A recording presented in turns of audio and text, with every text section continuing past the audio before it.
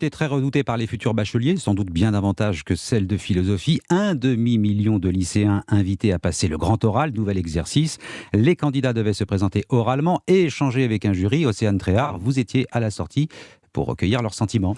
Oui, après 5 minutes de présentation orale sur une ou deux matières préparées à l'avance, suivi d'un entretien de 20 minutes avec un jury, les tout premiers lycéens viennent de sortir. Une grande première pour les candidats, mais aussi pour les enseignants. Bien évidemment, les sentiments sont assez mitigés. Impossible pour les lycéens, même après quelques euros blancs, impossible de savoir s'ils ont réussi leur grand oral ou pas. Comme Ramez, 19 ans, cet élève en filière sciences et technologies du management et de la gestion passait son grand oral dans le 16e arrondissement de Paris. J'ai choisi une matière, en fait, c'est une matière qui s'appelle la gestion et finance. En fait, c'est dans la comptabilité, hein. C'est bizarre, en fait.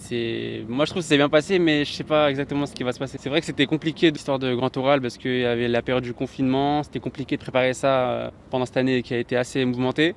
Mais pour moi, du coup, au final, c'est bien passé. J'ai pas trop stressé. Limite aucun stress, en fait. Je suis arrivé, j'ai parlé pendant 20 minutes et là, je rentre chez moi, quoi. Ouais, c'est fini, j'ai fini toutes mes épreuves et ouais, je suis tranquille maintenant. Mon programme maintenant, c'est de trouver une école l'année prochaine et faire une alternance et voilà, pour commencer une nouvelle année. Pour l'heure, de nombreux bacheliers ont encore le nez dans leur fiche de révision, car les épreuves vont se poursuivre pendant une dizaine de jours.